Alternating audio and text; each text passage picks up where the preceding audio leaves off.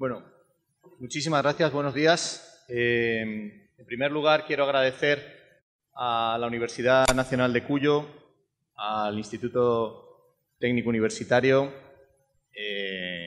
la invitación para venir aquí. Por supuesto, tengo que agradecer a la Comisión de Seguridad de la Asociación Argentina de Aeronavegantes, PATA, Andrew y Mercedes, que han cuidado de mí desde que puse el pie en el aeropuerto de Ezeiza, en Buenos Aires, ayer, y me han traído hasta aquí. Me siento muy honrado de estar aquí. No se lo digo como una formalidad. No es habitual tener una audiencia tan variada, y menos aún en una universidad, que es un centro de conocimiento. No voy a añadir nada a lo que se ha dicho antes sobre la importancia de lo que se está haciendo aquí. Creo que deben ser conscientes de que esta iniciativa no ocurre en muchos lugares del mundo, así que les invito a que la disfruten. Quiero hablarles de un concepto que ha surgido hace unos años en el mundo de la aviación, no solamente en el mundo de la aviación, en el mundo de la medicina también se está empezando a desarrollar. Es un concepto que tiene un nombre un poco rimbombante a priori, que es la cultura justa.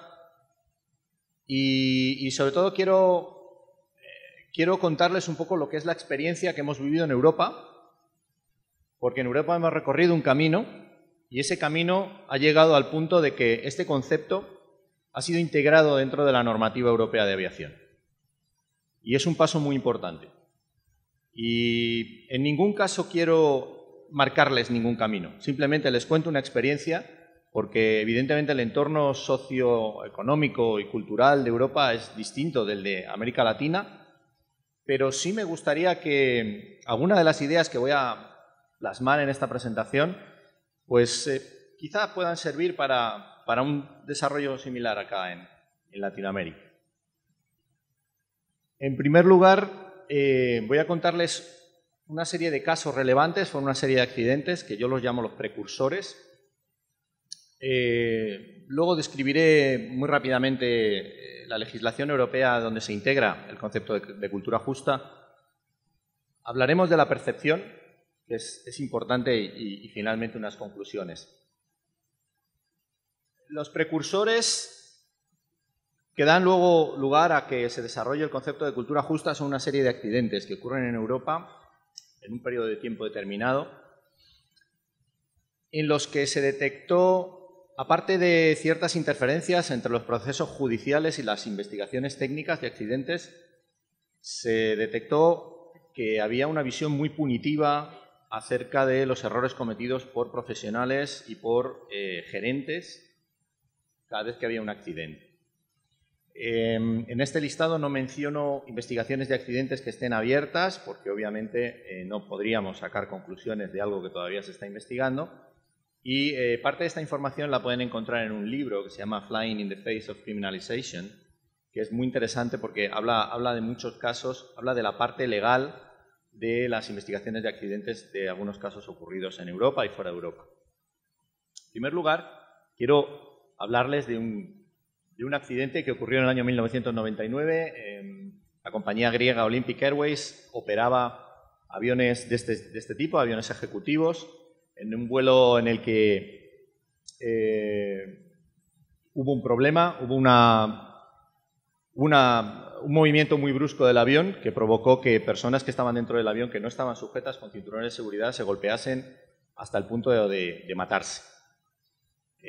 Una circunstancia específica de este accidente es que uno de los que se mató era un ministro del gobierno griego, con lo cual pueden imaginar la presión mediática, la presión política que había a lo largo de la investigación.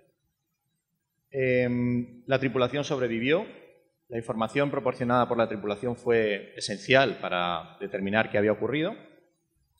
Y en la investigación judicial se acusó a los pilotos, homicidio por negligencia criminal, a la compañía Olympic Airways y a 8 ingenieros de mantenimiento de la compañía. El piloto fue condenado a 35 meses de prisión por no haber encendido la señal de cinturones, a pesar de que él cumplió con la normativa interna de la compañía que decía que solo se tenía que encender la señal de cinturones 5 minutos antes del aterrizaje. Otro caso, realmente dramático, ocurrió en la ciudad italiana de Milán, donde colisionaron un MD-87 de la compañía SAS y una Cessna Citation, un día de niebla, en el aeropuerto de Milán Linate. Realmente fue un accidente tremendamente desafortunado. Era un día de niebla y el avión ejecutivo, la Cessna Citation, se perdió por el aeropuerto y acabó en mitad de la pista donde estaba despegando el MD. La investigación judicial tomó enseguida control de las evidencias y no permitió a la investigación técnica acceder a ellas. Eso demoró las conclusiones de la investigación técnica y demoró posibles recomendaciones de seguridad para tratar de evitar un accidente similar. 11 personas de diversos estamentos oficiales de la Dirección de Aeropuertos, de la Dirección de Aeronáutica Civil de Italia y de la empresa que explotaba el aeropuerto fueron acusados en el proceso judicial. El Tribunal Supremo absolvió a todos excepto al director del aeropuerto y al responsable de supervisión del aeropuerto por parte de la Autoridad Aeronáutica. Como pueden ver, en Europa lo que se produjo, el tema de la criminalización, cuando ocurrían accidentes, ya sobrepasaba el ámbito de los profesionales aeronáuticos. Ya no estábamos hablando de pilotos, controladores, auxiliares de vuelo que podían, o mecánicos que podían hacer frente a una acusación penal. Estamos hablando ya de directivos, de gerentes. Otro caso similar ocurrió en Suiza, en el aeropuerto de Zúrich, donde un avión colisionó con el terreno. Como resultado del accidente se abrió una serie de investigaciones y se descubrió que, entre otras cosas, la compañía Crossair conocía que el comandante de este vuelo no daba, digamos, los niveles mínimos de competencia requeridos y aún así lo mantuvo en vuelo sin ningún tipo de reentrenamiento y sin ningún tipo de medida mitigadora. Como resultado de esto, en la investigación judicial se establecieron acusaciones contra 6 directivos de la compañía aérea por esta cuestión. Finalmente, no se les declaró culpables, pero se les obligó a pagar una multa de $800.000 americanos. Este caso también fue muy sonado, fue la colisión en vuelo de 2 vuelos, de un avión ruso con pasajeros y de un avión carguero americano, en pleno vuelo sobre la ciudad de Überlingen, entre Suiza y Alemania. Fue un típico accidente, un fallo sistémico, es decir, no se puede achacar a una sola causa, sino que fue una consecución de errores y fallos lo que provocó que estos 2 aviones colisionaran en vuelo. Pero a resultas de la investigación se establecieron 71 cargos de homicidio negligente contra 8 empleados de la empresa Skyguide. En ese momento, Skyguide, que es una empresa privada, gestionaba el control de tránsito aéreo de Suiza. Estaba en manos de una empresa privada. Incluía supervisores, el controlador. En este caso se da la triste circunstancia de que el padre de una de las víctimas, de una de las niñas que iba en el avión ruso, voló hasta Suiza, llegó hasta la puerta de la casa del controlador y lo asesinó a puñaladas, gracias a toda la información que había aparecido en los medios de comunicación acerca de cómo se llamaba este señor, dónde vivía, etcétera, etcétera. El tribunal sentenció a 3 directores de la compañía de gestión de tránsito aéreo, Skyguide, y bueno, hubo varios acusados y finalmente solo estos 3 directores fueron sentenciados con distintas penas. Otro caso que ocurrió en las aguas del mar Mediterráneo, cerca de Italia, es un avión, un turbohélice, una TR-72, ¿sí?, que se queda sin combustible en vuelo. Se descubrió que durante una tarea de mantenimiento, las sondas que permiten calcular la cantidad de combustible que hay en los tanques se habían cambiado. No eran las de una TR-72, sino que eran las de una TR-42, que es un avión más pequeño. Pero aún así, en la investigación judicial se determinó que los pilotos también habían habían intervenido, digamos, en las causas del accidente. 9 personas relacionadas con Tuninter son acusados de cargos de homicidio. Los pilotos son sentenciados a penas de 10 años de prisión. Los pilotos actualmente no pueden viajar a Italia. Los pilotos viven en Túnez, trabajan en Túnez, pero no pueden viajar a Italia porque si viajan a Italia son detenidos y metidos en prisión. El director general y el responsable técnico de la aerolínea son sentenciados a 9 años de cárcel y miembros del equipo de mantenimiento son sentenciados a 8 años de prisión por las autoridades italianas. Finalmente, este es el último caso en el que quiero mencionar, el accidente del Spanair en el aeropuerto de Madrid-Barajas el 20 de agosto de 2008. La investigación se determinó que la tripulación había intentado iniciar el despegue sin la configuración adecuada del avión, sin los flaps ni los slats sacados, y el fallo de un sistema que previene precisamente eso también se menciona como factor contribuyente al accidente. Tanto el grabador de voces de cabina como el grabador de datos de vuelo, que según la normativa de OACI solo se pueden usar para mejorar la seguridad, fueron utilizados en el proceso judicial y fueron utilizados para tratar de procesar a algunas personas. Se realizó una petición de procesamiento contra el supervisor de mantenimiento y 2 técnicos de mantenimiento de la compañía Spanair, pero dicha petición fue desestimada por un tribunal superior. Y lamentablemente, y como viene siendo habitual últimamente, las palabras de los pilotos contenidas en el grabador de voces de cabina fueron divulgadas por medios de comunicación, además de una manera bastante poco delicada. A la vista de todo esto, no solo los profesionales aeronáuticos, sino el mundo aeronáutico en general en Europa toma conciencia de que, por un lado, es necesario que los profesionales reporten, que los profesionales cuenten qué es lo que pasa en el día a día de sus trabajos.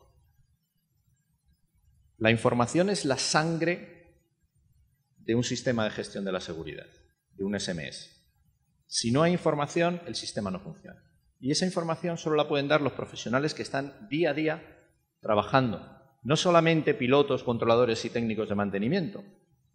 Toda la panoplia de profesionales que trabajan en el mundo aeronáutico deben aportar esa información para mejorar la seguridad. Pero por otro lado, esa seguridad, esa información en teoría solo se puede utilizar para mejorar la seguridad. Sin embargo, todos sabemos, la práctica nos dice que esa información no se utiliza solo para eso, sino que también se puede utilizar en casos legales que pueden llegar a ser incluso con casos penales, ¿no? A raíz de esto hay algunas cuestiones que quedan sin resolver. Como ya he dicho, ¿es necesaria la información? Por supuesto. La información de los profesionales es esencial. En el mundo en el que vivimos ya no nos limitamos a prevenir accidentes. Eso ya quedó para la historia. Ahora gestionamos la seguridad todos los días. Y no solo las organizaciones, no solo las aerolíneas, los aeropuertos, los proveedores de servicios aeronáuticos, no, también las autoridades. Con los programas estatales de seguridad aérea, las autoridades son responsables de gestionar los niveles de seguridad en cada uno de los países.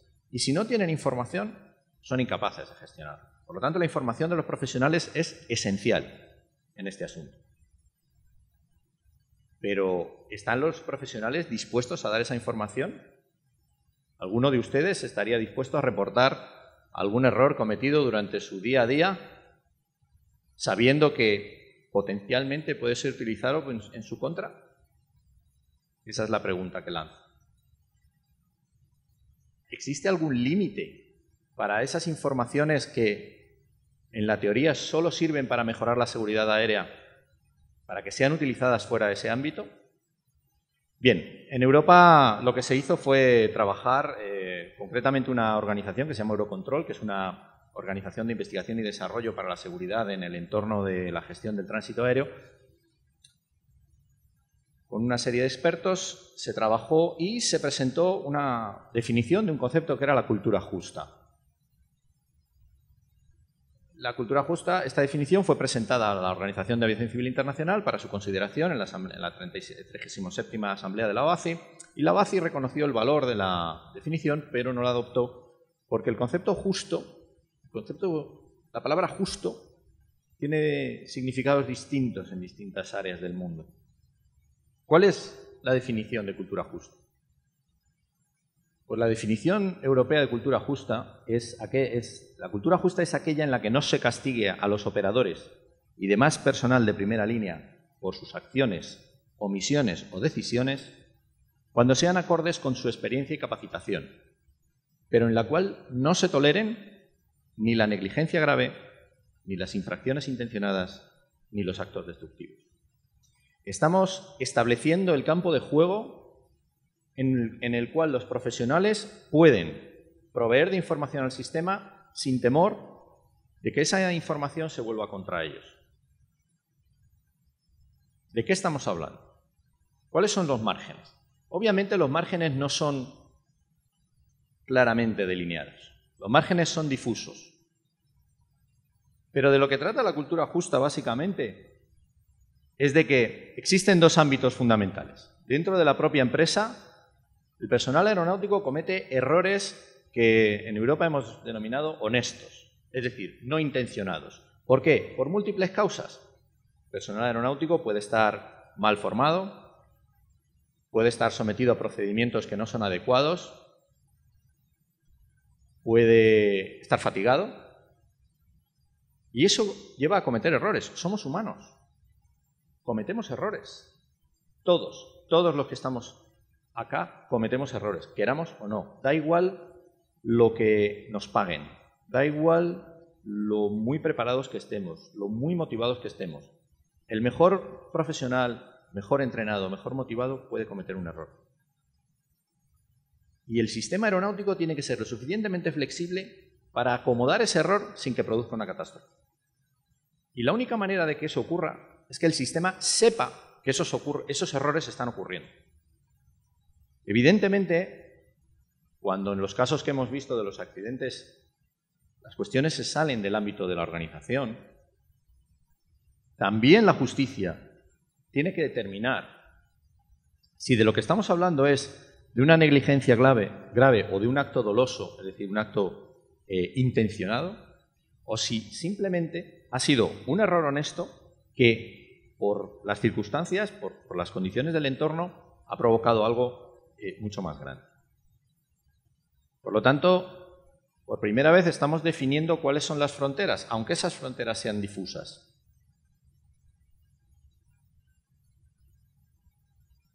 ¿En qué ha terminado todo esto? Bien, a lo largo de los últimos 5 años se han desarrollado una serie de reglamentos europeos. Los reglamentos europeos son de obligatorio cumplimiento para todos los países de la Unión Europea, donde se establece el principio de cultura justa de una u otra manera. En el Reglamento de Investigación y Prevención de Accidentes, en el Reglamento Europeo de Medición del Rendimiento en el ámbito de la gestión del tránsito aéreo y, por supuesto, en el Reglamento Europeo de Notificación, Análisis y Seguimiento de Sucesos, reportes, como habitualmente lo llamamos. Parece poco importante, pero que un concepto tan difuso haya podido integrarse en una pieza normativa que afecta a más de 20 y tantos países de la Unión Europea es importante, porque eso el mensaje que nos manda a los profesionales es que ahora sí existen unas protecciones y esas protecciones están al más alto nivel.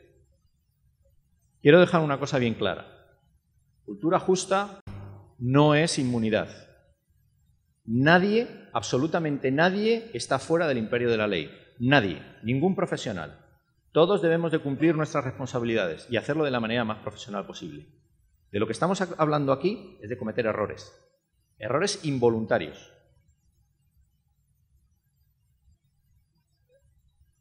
Vamos a hablar un poquito de la percepción. Hay una persona, un investigador que se llama Sidney Dekker. Él empezó su carrera como piloto y bueno, se ha dedicado más a la investigación. En la actualidad creo que es profesor en una universidad de Australia. Y él ha desarrollado mucho, ha escrito mucho sobre cultura justa.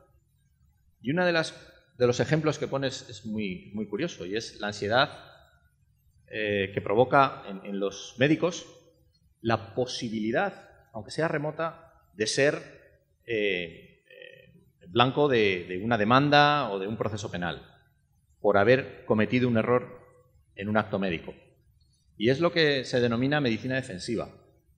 Muchas veces los médicos, para protegerse, hacen pruebas y piden diversos análisis y demás que ellos mismos consideran que no son necesarios.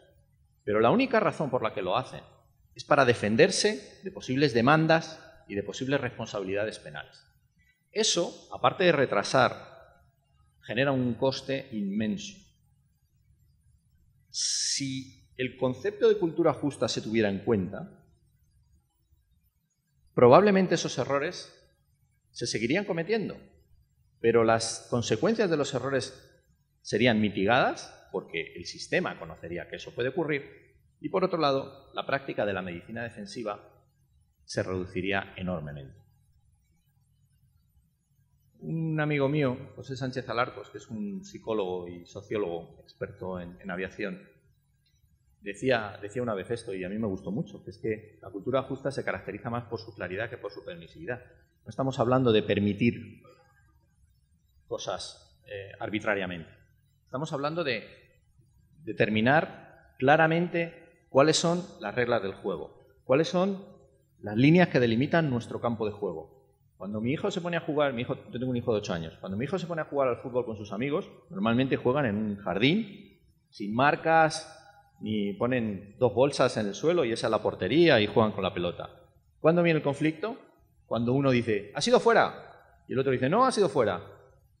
¿Por qué? Porque no hay ninguna línea pintada. Nadie sabe dónde está fuera o no está fuera. Por eso es importante delinear el campo de juego. Por eso es importante que alguien tenga que establecer cuáles son los límites, bien en una organización o bien en un país, de lo que es aceptable e inaceptable. Probablemente la valoración de lo que es aceptable e inaceptable en la Argentina es distinta de lo que es aceptable e inaceptable en Malasia. Y eso lo aceptamos, eso es así. Pero al menos en Argentina tendremos un campo de juego delimitado. Como conclusión, y no quiero aburrirles más, la cultura justa es un elemento, no es un fin en sí mismo. La cultura justa es un medio para conseguir algo que hemos denominado cultura de seguridad. Es muy difícil conseguir que un país, unas organizaciones aeronáuticas tengan una cultura de seguridad si previamente no han establecido una cultura justa. ¿Por qué? Por lo que decía al principio. Si los profesionales no confían en que la información que ellos van a proporcionar, incluso de sus propios errores, no va a ser utilizada contra ellos, nunca confiarán en el sistema y nunca proveerán de la información necesaria. Por lo tanto, para conseguir una cultura de seguridad es esencial pensar primero en cómo poner en marcha una cultura justa. ¿Y de qué estamos hablando? En Europa, desde que se empezó a manejar el concepto de cultura justa, el resultado es este. Este es el número de incidentes reportados a lo largo de los años. Estamos hablando, en este caso, de horas de vuelo, ¿vale? La métrica son horas de vuelo. Pueden ver el crecimiento, incluso cuando el tráfico ha bajado, el número de reportes ha subido. Estamos metiendo sangre en el sistema para que el sistema funcione, para que el corazón siga funcionando y para que el cerebro siga funcionando. Pero el primer requisito es que los profesionales estén seguros de que esa información no se va a utilizar en su contra. Como decía antes, cuando ponía el ejemplo del campo de fútbol, el elemento fundamental es que alguien tiene que definir cuáles son las líneas rojas. Y no basta con eso, hay que comunicarlo. Y esto es un mensaje para los gerentes de aviación, tanto de aeropuertos, de líneas aéreas. No basta con que se especifique en el manual o en una política de la compañía, acá vamos a tener una cultura justa en la que los profesionales no van a ser sometidos a medidas punitivas por errores honestos. hay que decírselo a la gente, hay que comunicarlo. Porque hay muchas organizaciones que lo tienen como política, pero sus trabajadores o sus profesionales no lo saben. Entonces, tan importante es delinear la línea roja como comunicar, hacérselo saber a los profesionales. Así sí podrá funcionar. Evidentemente, la línea roja, quien la dibuja, tiene que estar como mínimo asesorado por profesionales.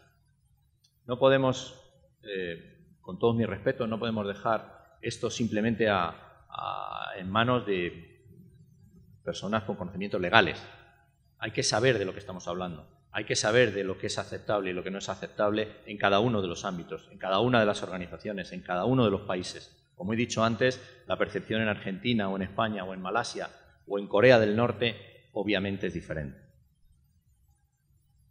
Y finalmente, ya termino, quiero mandarles un mensaje. Es un proverbio africano que descubrí hace tiempo y que me fascinó, que ayer comentaba con Andrea y Pata. Es un proverbio muy básico. Si usted quiere llegar rápido a algún sitio, vaya usted solo. Pero si usted quiere llegar lejos, vaya acompañado.